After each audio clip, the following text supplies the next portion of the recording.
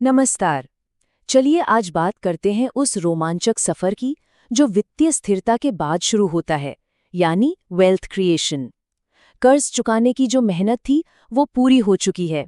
अब वो वक्त है जहां वो मेहनत सचमुच रंग लाएगी और बढ़ते हुए दिखेगी। तो कर्ज मुक्त होना ये कोई छोटी मोटी बात नहीं है, ये एक बहुत बड़ी जीत है। पर कहानी यहाँ खत्म नहीं होती। असल में असली सफर तो अब शुरू हो रहा है। ये वित्तीय स्वतंत्रता की यात्रा का अगला और शायद सबसे जरूरी पड़ाव है, जहां अपने भविष्य के लिए संपत्ति बनाना शुरू किया जाता है। तो ऐसा समझिए, अब तक जो कुछ किया गया वो एक मजबूत नींव बनाने जैसा था। अब बारी है उस नींव पर एक गगनचुंबी इमारत खड़ी करने की।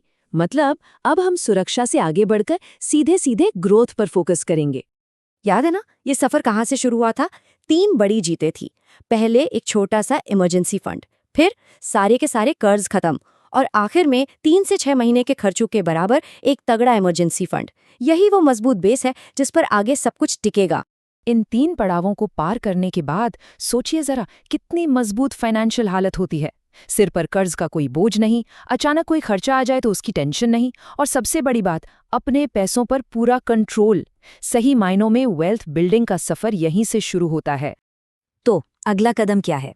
ये मशहूर बेबी स्टेप्स फाइनेंशियल प्लान का चौथा कदम है। और यकीन मानिए, ये एक ऐसा कदम है जो आने वाले कल को पूरी तरह से बदल सकता है। ये सिर्फ एक नियम नहीं है, ये एक आदत है जिसे अपनी जिंदगी का हिस्सा बनाना है।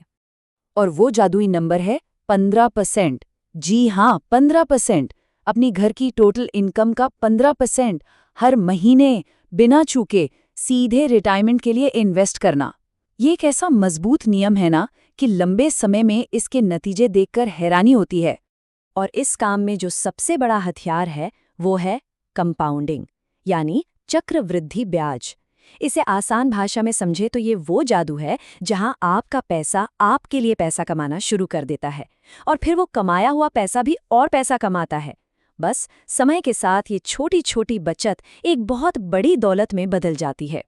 जरा इस टेबल को देखिए, ये दिखाता है कि ये जादू असल में होता कैसे है।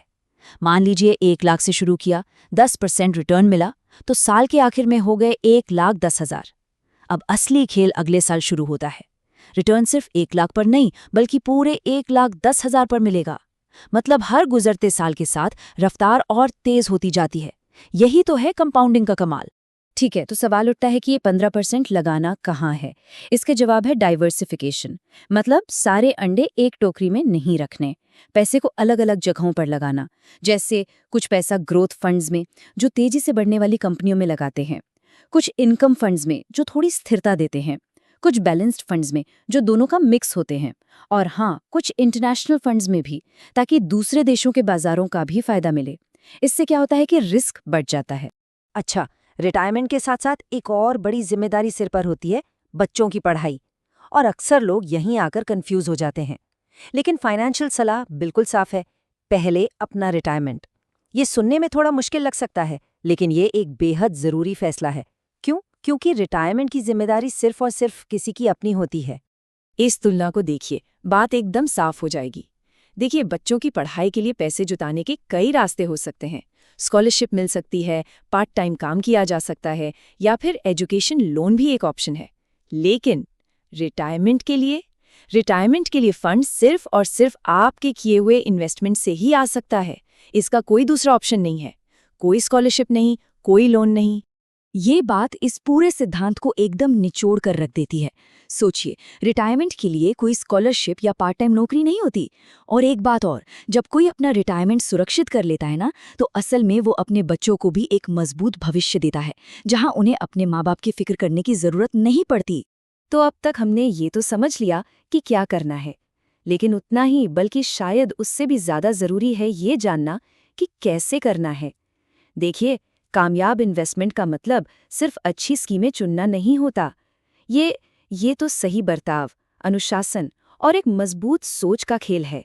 इस रास्ते पर चलते हुए ना, कुछ आम गड्ढे हैं जिनसे बचना बहुत जरूरी है। जैसे कि मार्केट को टाइम करने की कोशिश करना। मतलब ये सोचना कि अब बॉटम है खरीद लो, या अब टॉप है बेच दो। या फिर टीवी पर खबरें देखकर घबरा जाना और फटाफट अपने इन्वेस्टमेंट बेच देना। और एक बहुत बड़ी गलती, जैसे जैसे इनकम बढ़ती है खर्चों को भी उसी रफ्तार से बढ़ा देना। इसे लाइफस्टाइल इन्फ्लेशन कहते हैं। इन गलतियों से बचकर ही सही रास्ते पर टिका जा सकता है। तो फिर कामयाबी की आदतें क्या हैं? बहुत सीधी सादी हैं लेकिन असरदार। पहली, लगातार इन्वेस्ट करते रहना, चाहे बाजार ऊपर जाए या नीचे। दूसरी, धैर्य रखना। ये मैराथन है, स्प्रिंट नहीं। शॉर्ट टर्म उतार चढ़ाव से घबराना नहीं।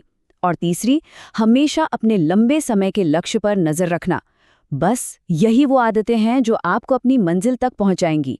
और अब बात करते हैं सबसे जरूरी सिद्धांत की। वेल्थ क्रिएशन के इस पूरे सफर में सबसे कीमती चीज, सबसे बड़ा हथियार क्या है? पैसा? नहीं, वो है समय। जितनी जल्दी शुरुआत की जाए, फायदा उतना ही बड़ा होता है। ये गेम चेंजर है। ये चार्ट देखिए, ये साफ साफ दिखाता है कि जल्दी शुरू करने से कितना बड़ा, मेरा मतलब है जमीन आसमान का फर्क पड़ सकता है। एक इंसान जो 25 की उम्र में शुरू करता है और दूसरा जो 35 में, रिटायरमेंट पर पहले वाले के पास कई ज्यादा दौलत होगी, भले ही उसने कुल मिलाकर कम पैसे लगाए हों। क्यों? क्योंकि उसके पैसे को बढ़ने के लिए, कंपाउंड होने के लिए पूरे 10 साल ज्यादा मिले।